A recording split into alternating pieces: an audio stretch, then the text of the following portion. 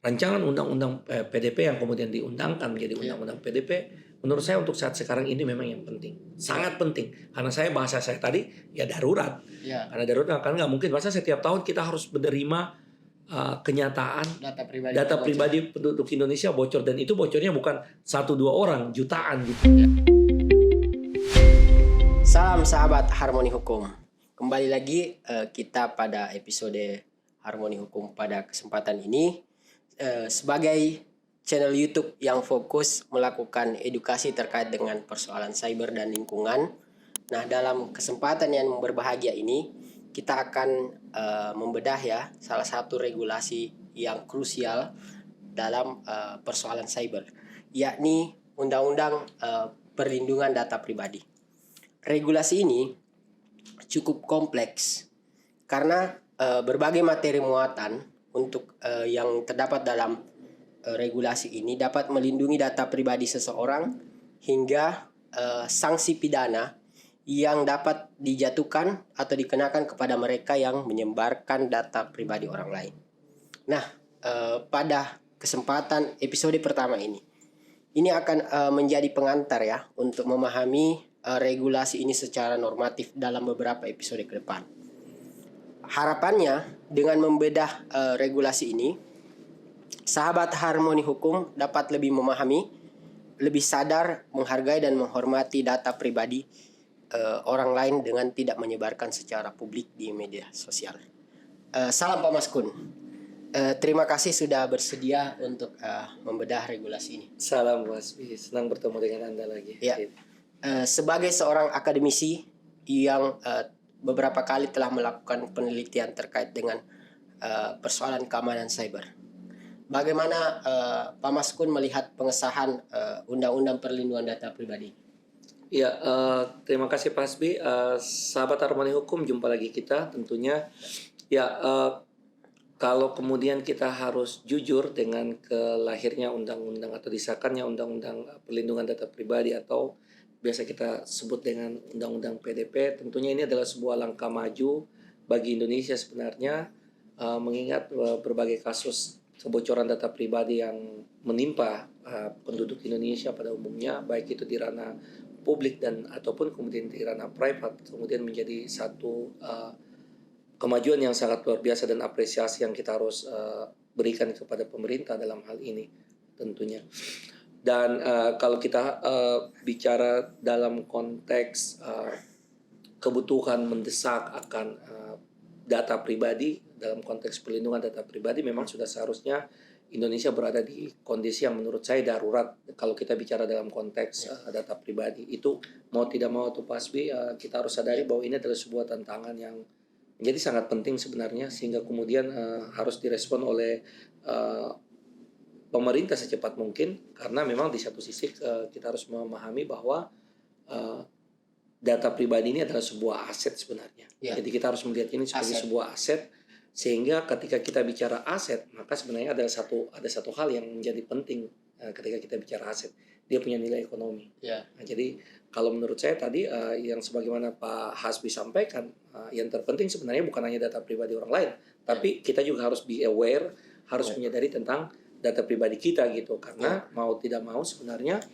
ini yang menjadi PR utama, karena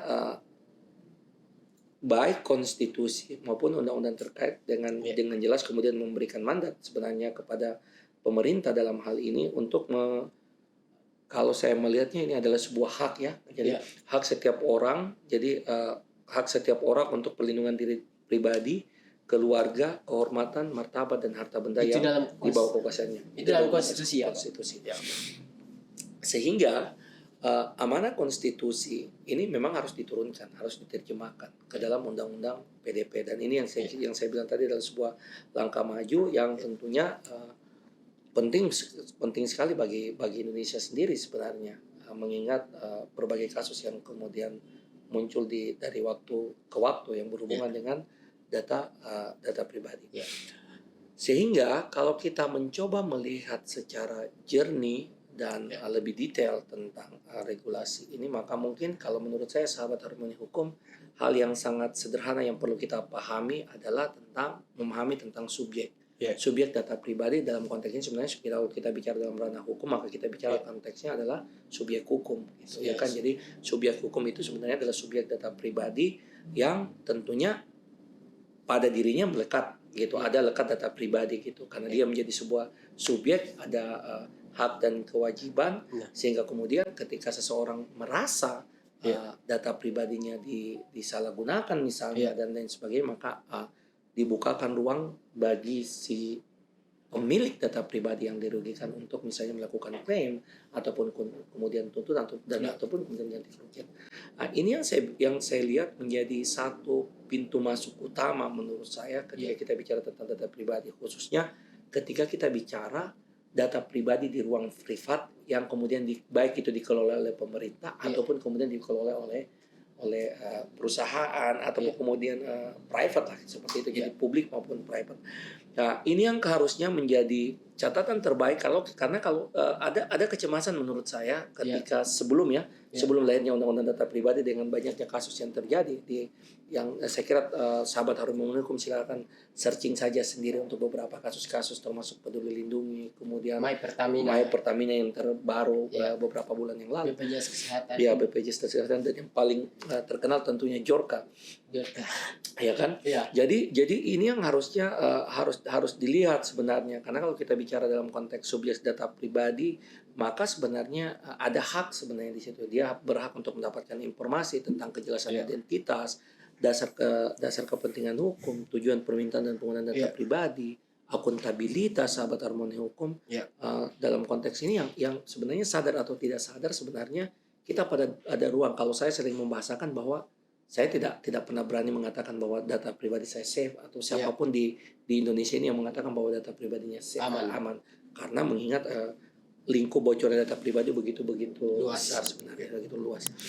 Sehingga dalam konteks subjek data pribadi ini yang catatan yang paling terpenting sobat Harmoni Hukum yang harus kita lihat, sehingga kalau saya melihat baik dalam konteks pendekatan ruang publik ataupun kemudian ruang privat sebenarnya pengelolaan data pribadi ini menjadi penting. Pengelolaan data pribadi ini menjadi sangat penting karena sebenarnya tadi yang saya bilang ada ruang bagi si pemilik data pribadi yang dirugikan, yang dibocorkan ataupun untuk melakukan keberatan gitu dalam konteks pengambilan keputusan yang hanya didasarkan pada pemrosesan secara otomasi termasuk pemprofilan yang menimbulkan akibat hukum yang berdampak pada tentunya signifikan pada orang yang pemilik data pribadi.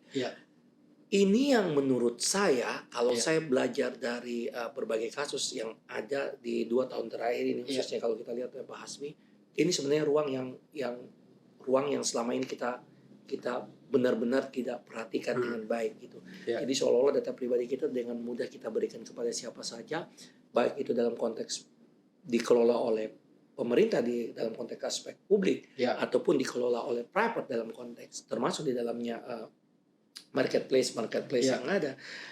Ini kan sebenarnya menjadi menjadi hal yang terpenting sehingga kemudian dengan lahirnya undang-undang PDP ini sebenarnya ada potensi bagi kita untuk memperjuangkan hak kita. Itu yang saya mau bilang.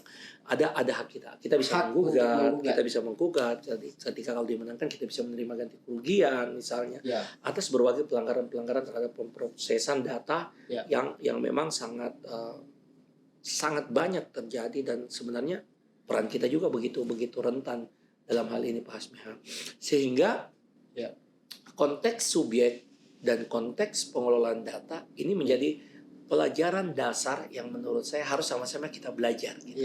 Jadi saya juga yakin bahwa ruang hari ini sebenarnya lebih kepada mencoba untuk menyampaikan kepada masyarakat umum bahwa data pribadi ini penting dan kita harus menyadarinya dan kita harus mengambil tindakan nyata karena kita ini adalah seluruhnya adalah subjek dari data pribadi. Saya kira seperti itu. Salam sahabat Harmoni Hukum. Selanjutnya kita akan mengelaborasi lebih jauh bagaimana misalnya Pak Maskun melihat implikasi hukum dari pengesahan regulasi ini yang didahulukan dibanding dengan regulasi undang-undang terkait dengan keamanan cyber. Saya kira kemarin salah satu output dari penelitian yang Pak Maskun lakukan itu terkait pentingnya pengesahan RUU terkait dengan keamanan cyber. Nah, bagaimana menurut Mas Bangkit?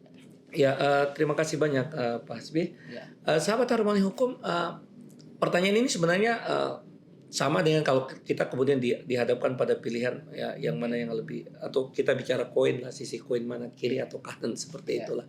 Tetapi kalau saya selalu bilang bahwa kalau kita bicara rancangan kebutuhan akan sebuah undang-undang keamanan siber dan undang-undang keamanan perlindungan data pribadi, ya kedua-duanya penting menurut saya pasti. Ya kalau kita bicara mana yang lebih penting, ya dua-duanya penting. Kalau kita merujuk pada riset 2020 yang kita coba, yang kenapa saya memakai kata-kata kita, karena memang ini kerja tim sebenarnya, bukan kerja saya pribadi, dan saya mewakili tim, tidak bicara terhadap konteks pribadi. Maka saya bilang begini, kalau kita bicara tentang keamanan siber, itu sesuatu yang sangat dibutuhkan, dan diskusinya juga sudah panjang gitu ya. Tetapi kita sekarang bicara persoalan urgensi, mana yang kita harus lebih dahulukan. Yang sangat darurat sekarang ini apa sih sebenarnya? Nah, ini yang kemudian menurut saya menjadi sangat penting. Kalau dalam konteks pendekatan keamanan siber, maka sebenarnya kalau kita belajar dari berbagai kasus-kasus yang terjadi di Estonia, Iran, di Georgia, China, Amerika, termasuk Indonesia dan sebagainya, ya kita akan bilang kita butuh keamanan siber, undang-undang sebuah undang-undang cyber itu ya. Karena serangan cyber dengan modus dan lain sebagainya. Tetapi pada saat yang bersamaan ketika kita melakukan riset pada saat 2 tahun yang lalu, maka kemudian kita berhadapan bahwa ada koneksitas antara ketika kita bicara tentang keamanan siber dan data pribadi, karena sebenarnya dia connected relation. Dan pada saat yang bersamaan kemudian menurut saya karena kedua-duanya penting, baik dalam ranah nasional maupun ranah internasional, maka kita harus memilih sebenarnya. Dan menariknya adalah kalau kita bicara keamanan siber, mungkin kita akan bicara skopnya agak lebih luas, dan kalau bicara dampak, mungkin dampaknya akan terasa beberapa waktu kemudian. Tetapi kalau kita bicara data pribadi, dia sangat personal. Dia mewakili entitas pribadi dan bisa juga entitas negara. Kalau kita bicara data ya, kalau kita bicara pribadi. Contohnya misalnya kemarin di Peduli Lindungi, ketika misalnya dugaan bobolnya akun Peduli Lindungi Presiden misalnya, itu kan bukan hanya simbol pribadi, tetapi juga simbol negara. Sehingga menurut saya pilihan akan rancangan undang-undang PDP yang kemudian diundangkan menjadi undang-undang PDP, menurut saya untuk saat sekarang ini memang yang penting, sangat penting. Karena bahasa saya tadi ya darurat. Karena darurat, karena nggak mungkin masa setiap tahun kita harus menerima kenyataan data pribadi penduduk Indonesia bocor, dan itu bocornya bukan 1-2 orang, jutaan gitu, ya kan, main jutaan, ratusan bahkan puluhan sampai jutaan. Sehingga kalau kemudian ini bisa kita petakan dengan baik, sebenarnya kita sementara mengerjakan satu pekerjaan yang menarik. Pada saat yang bersamaan kita mulai merapikan undang-undang ITE, kemudian kita mulai mengadakan undang-undang PDP, dan mungkin tahun depan atau 2 tahun depan kita akan coba mengkonkretkan apa yang kita sudah kerjakan juga dengan rancangan undang-undang keamanan siber yang tentunya juga sangat pribadi. Nah, itu yang menurut saya sangat penting sebenarnya untuk kita lihat, sehingga kemudian kita tidak lagi berdiskusi dan mendebat mana yang harus lebih dahulu, rancangan undang-undang keamanan siber atau kemudian rancangan undang-undang PDP. Kalau menurut saya pilihan PDP dengan undang-undang yang sekarang, menurut saya itulah yang pilihan pemerintah yang lebih realistik menurut saya, karena memang kita bicara skala prioritas. Karena kita bicara darurat, skala prioritasnya. Sementara kalau kita bicara keamanan siber, indeks keamanan siber Indonesia semakin hari juga sudah semakin membaik, sehingga perlindungan data pribadi sebagai bagian dari keamanan juga sih sebenarnya, keamanan siber juga itu bisa dijadikan.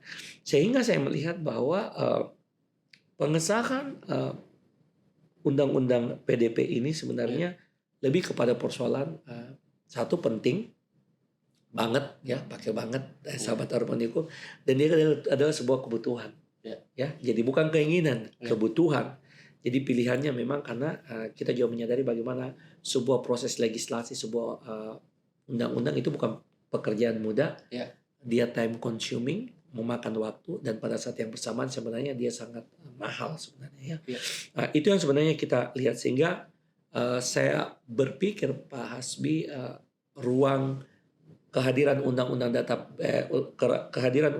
perlindungan data pribadi ini adalah sebagai bagian dari proses kita membangun keamanan siber kita dalam konteks yang lebih panjang. Nah, itu mungkin yang bisa dijadikan rujukan bagi pemerintah di kemudian hari, sehingga sedini mungkin kemudian pemerintah bisa mengamankan ranah privat warga negaranya gitu. Jadi bagi Indonesia itu yang menurut saya penting, dan mudah-mudahan ini bisa real kerjanya gitu ya. Jadi bisa real kerjanya Mas Bi. Karena kalau tidak real juga kita susah nantinya. Saya mau klarifikasi Silakan, sedikit poin terkait dengan, bisakah dikatakan Pak Maskun bahwa pengesahan undang-undang pilihan pemerintah untuk mengesahkan undang-undang perlindungan data pribadi dibanding misalnya pengesahan undang-undang keamanan cyber itu adalah pilihan pemerintah yang memprioritaskan dan melihat strategis perlindungan hak privat warga negara dibanding misalnya keamanan negara secara umum? Kalau saya justru melihatnya, tadi saya bilang bahwa dia punya koneksitas satu dengan yang lain. Hanya ini kita bicara kebutuhan saja sih sebenarnya. Karena kalau kita perhatikan dengan baik 2020 dan 2021 khususnya, bahkan 2022, dalam satu tahun periodik itu kemudian kita dihadapkan pada sebuah kenyataan di mana kemudian data pribadi penduduk Indonesia ya untuk baik itu aspek privat maupun publik benar-benar babak belur ya, termasuk case-case terbaru dan teranyang Bjorka yang kemudian luar biasa menghebohkan Republik ini tentunya. Sehingga menurut saya sudah benar pilihan ini. Tetapi bukan berarti bahwa kita mengatakan bahwa kalau begitu PDP lebih penting dong dari keamanan siber. Kalau menurut saya sama pentingnya. Ini hanya persoalan kita memprioritaskan. Karena kalau kita bicara keamanan siber itu skopnya lebih besar, lebih besar dan entitasnya keamanan negara. Dan komponen instrumen-instrumen terkait secara kelembagaan yang berbicara tentang keamanan negara sudah lebih settle sebenarnya. Kalau data pribadi itu nggak settle menurut saya. Nggak settle karena kita pertanyaannya misalnya siapa yang diberikan kewenangan untuk mengotorisasi untuk melindungi data pribadi penduduk Indonesia? Kemenkominfo kah? BSSN kah? Atau siapa? Nanti kita bicarakan itu di. Iya kan? Itu jadi itu untuk menunjukkan bahwa urgensinya kita penting gitu. Beda dengan keamanan siber pasti. Kalau keamanan siber jelas dong. Ada TNI, ya kan? Ada kepolisian, ya kan? Itu jelas menurut saya. Jadi karena memang kalau kita bicara dalam konteks penindakan di keamanan siber lebih, menurut saya sudah lebih ada tatanan infrastrukturnya. Kalau perlindungan data pribadi belum. Dan ini kemudian yang harusnya jadi, maksud saya begini, oke, pemerintah bilang ini penting, tapi please pemerintah harus bilang, ya kita harus dukung dong, kita harus meletakkan, karena undang-undang itu harus diterjemahkan ke dalam aturan yang lebih maksudnya aturan lebih di bawahnya gitu ya kan, nggak bisa berhenti di undang-undang karena kalau tidak nggak bisa jalan juga gitu. Karena dia harus diturunkan. Nah, ini yang harusnya menjadi perhatian kita bersama sehubungan dengan tadi pertanyaan Pak Hasbi untuk memberikan kira-kira mana yang lebih penting, keamanan siber or data pribadi. Salam sahabat Harmoni Hukum. Dari berbagai norma yang terdapat dalam regulasi ini Pak Maskun, apa saja norma yang menurut Bapak penting untuk dipahami serta dikaji lebih mendalam? Terima kasih banyak Pak Hasbi. Sobat Harmoni Hukum, kalau pertanyaannya norma-norma apa saja yang penting, ya saya bilang penting semua gitu. Kenapa saya harus bilang penting semua? Karena memang ini undang-undang baru yang memang orang juga belum tahu dan kita harus mau belajar. Saya juga mau belajar, Pak Hasbi juga mau belajar. Kru Harmoni Hukum, bahkan semua sobat Harmoni Hukum dimanapun Anda berada tentunya. Sehingga kalau kita lihat, coba kita cermati dengan bagus, maka kita bisa lihat bahwa dalam Undang-Undang PDP ini misalnya ada 16 bab, ada 76 pasal yang kemudian mulai mengatur dari ketentuan umum pendefinisian maksud saya, kemudian ada asas, ada jenis, ada hak subjek data pribadi, ada kelembagaan, ada mekanisme penyelesaian sengketa, sanksi administratif, sanksi pidana, yang dapat dikenakan pada pelanggar dan pelaku kejahatan yang menggunakan data pribadi seseorang. Jadi kita bisa bayangkan semua bab yang saya sebutkan tadi, ya penting dong kalau kita bicara penting, sangat penting karena memang ini kebutuhan mendasar kita. Sehingga kalau kita coba petakan dengan baik, kita coba cluster mereka dengan baik, maka sebenarnya saya melihat ada 4 poin utama sebenarnya yang bisa menjadi catatan dalam regulasi ini yang penting diperhatikan dalam pelaksanaannya sehingga kemudian bisa cita-cita awal undang-undang ini bisa efektif. Nah, itu yang harus dipahami dengan baik. Yang pertama sebenarnya terkait dengan penegasan tentang hak subjek data pribadi menurut saya yang memang dari awal memang ditekankan mulai dari hak mendapatkan informasi tentang kejelasan identitas, hak untuk memperoleh data pribadi, hak mendapatkan akses dan salinan data pribadi, hingga hak untuk menghapus dan atau memusnahkan data pribadi yang dimiliki sesuai dengan ketentuan undang-undang, termasuk hak untuk menggugat menerima ganti rugi atas pelanggaran pemrosesan data pribadi tentang dirinya. Saya mencoba mencermati poin ini sebenarnya Pak Hasbi. Ini sebenarnya menarik juga kalau kedepannya kemudian kita kaitkan dengan pasal 26 Undang-Undang ITE sebenarnya pada ayat 4-nya. Ya, jadi ada yang data yang misalnya seseorang yang terposting di internet dan pada suatu kurun waktu kita minta untuk dihapuskan. Itu right to be forgotten. Right to be forgotten ya. Hak untuk dilupakan lah kira-kira. Tapi saya tidak akan bicara, hanya saya melihat bahwa ada sebuah koneksitas yang menarik itu. Nah, itulah tadi saya bilang kenapa saya bilang bahwa mereka punya koneksitas sebenarnya yang terukur dengan baik. Itu yang pertama. Poin pertama. Poin kedua yang menurut saya menarik untuk kita cermati adalah kita bicara tentang mekanisme pemrosesan data pribadi yang mengatur kewajiban pengendali data pribadi. Ini mungkin norma baru yang coba dikonkretisasi, karena kalau kita bicara tentang pengendali data pribadi, maka kita bicara dalam konteks siapa yang harus bertanggung jawab. Yang kontrol itu, kendali itu akan dilakukan oleh siapa? Orang per orang kah? Badan publik kah? Atau mungkin kalau kita bicara dalam konteks yang lebih besar, kita bicara organisasi internasional kemudian yang dapat bertindak secara sendiri-sendiri atau kemudian bersama-sama menentukan tujuan dan melakukan kendali atas pemrosesan data pribadi. Yang menurut saya sih sebenarnya kalau kita sudah bicara pada pilihan-pilihan seperti ini, pertanyaan untuk di bagian kedua tadi, khususnya kita bicara tentang pengendali data pribadi, ini akan menjadi PR besar nantinya. Karena kontrol ini, saya tidak bisa menilai efektif tidak efektifnya karena undang-undang ini baru beberapa bulan, tetapi kita akan lihat di paruh beberapa tahun, 1 tahun ke depan atau mungkin 2 tahun ke depan kalau kita bicara. Karena kalau kita bicara dalam konteks pengendali data pribadi, kan banyak kewajiban yang harus yang melekat pada mereka sebenarnya. Banyak informasi yang mereka harus sampaikan, ya kan? Dan kalau kita bicara dalam konteks ini, maka hal yang tidak bisa kita lupakan adalah kita bicara tentang legalitas gitu. Legalitas dari pemrosesan data yang dilakukan, tujuan, jenis dan relevansi data, hingga kemudian kita bicara tentang jangka waktu pemrosesan data yang dilakukan. Berapa lama waktunya? Betul sekali. Dan ini yang kemudian banyak sekali terjadi kalau kita bicara dalam konteks kasus-kasus yang terjadi di Indonesia. Kita bicara tentang kalau saya bilang rapuh banget gitu ya. Betapa rapuhnya di level kemudian pemrosesan data pribadi dan kemudian pertanyaan siapa yang akan mengendalikan data. Sehingga yang perlu kita garis bawahi di sini sebenarnya adalah kita membutuhkan sebuah persetujuan yang sah, Sobat Harmoni Hukum, kalau kita bicara dalam konteks ini, yang secara eksplisit mungkin ya dari subjek data pribadi yang disampaikan pengendali kepada mereka. Maksudnya seperti apa itu Pak Mas? Jadi kalau saya lihat seperti ini, anggaplah misalnya kita coba melihat bahwa let's say misalnya pengendali data pribadi itu perusahaan misalnya atau pemerintah lah misalnya. Mau mengambil data.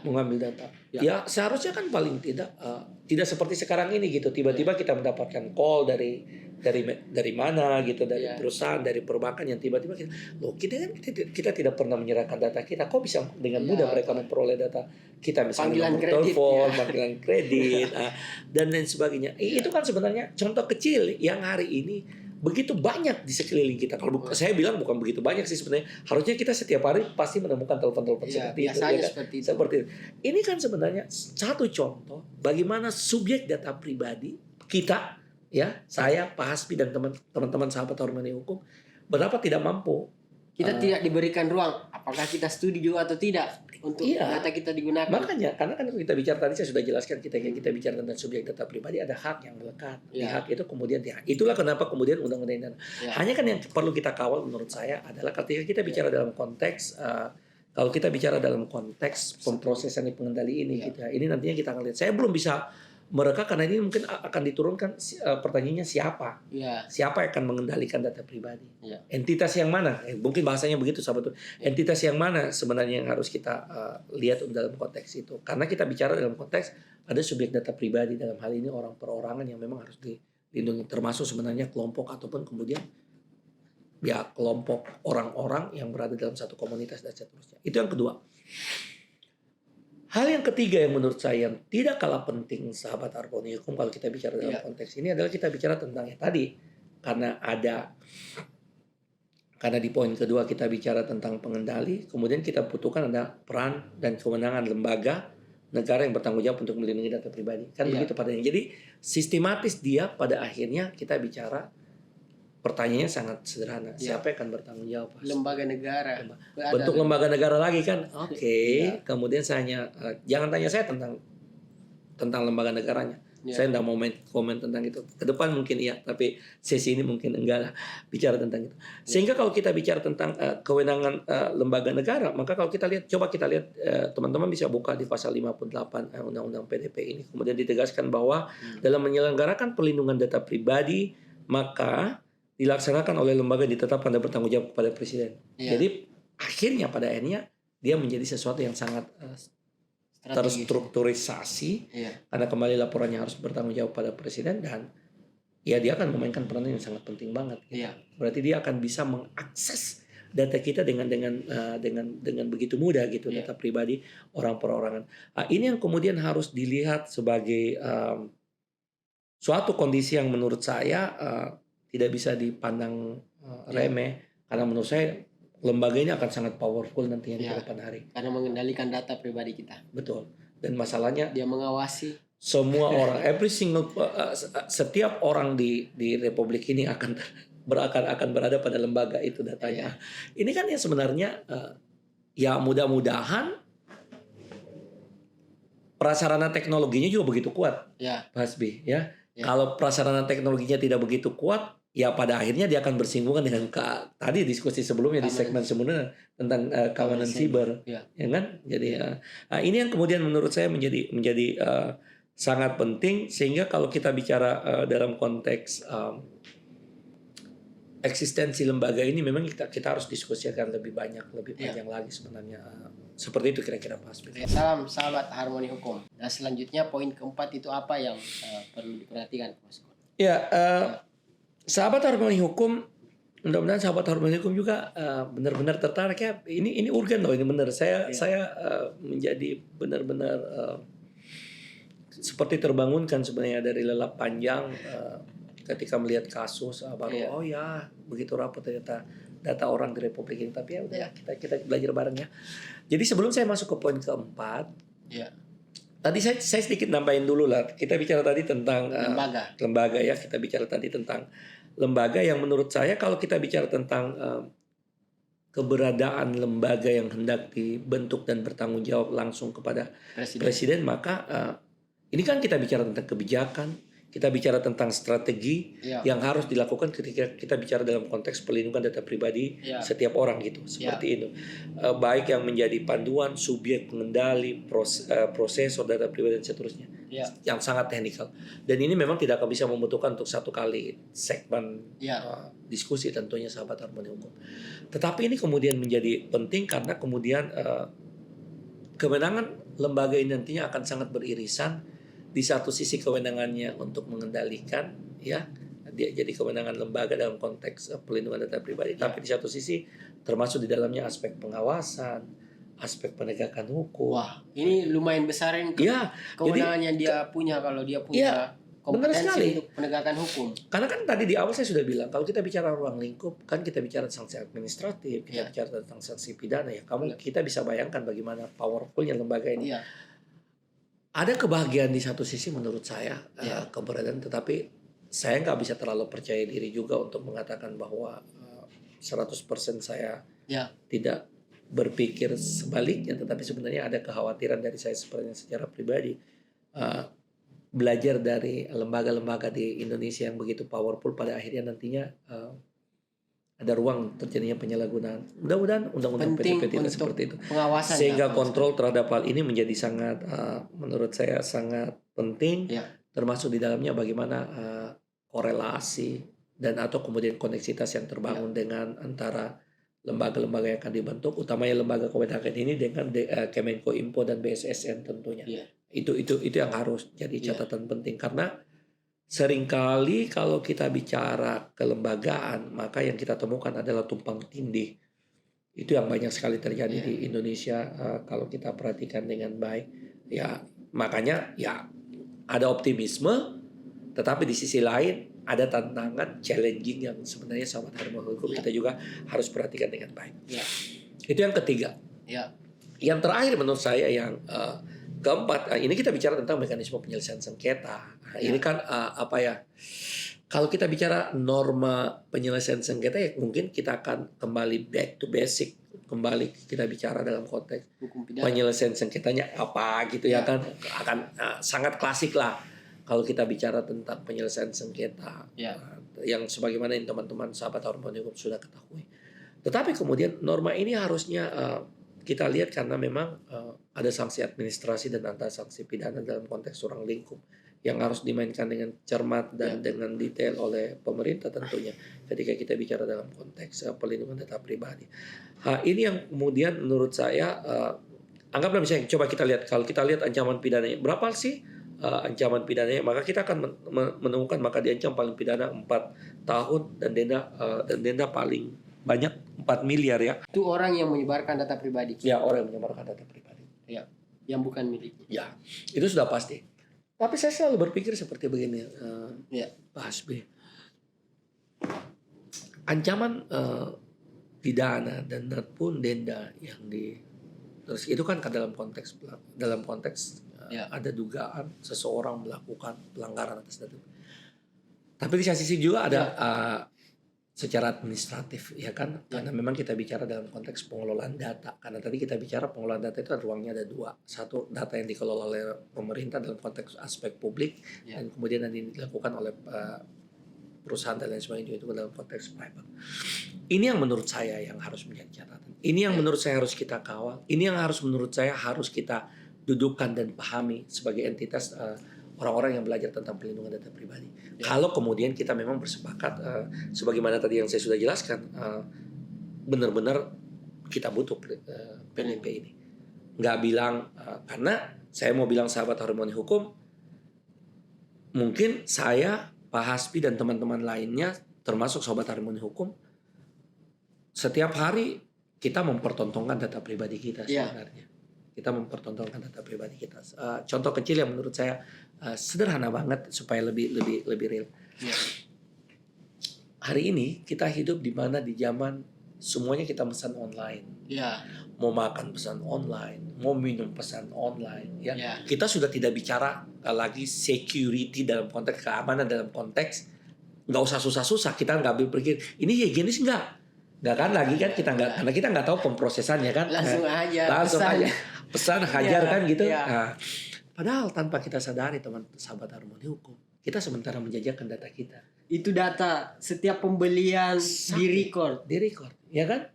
Itu artinya data kita sebenarnya sudah beralih dari data yang kita miliki beralih ke data di mana kita menggunakan, apakah anggaplah kita memesan makanan minuman dari toko A atau toko B ataupun kemudian tempat makan A, tempat makan B. Itu kita nggak pernah pikir tentang data pribadi kita.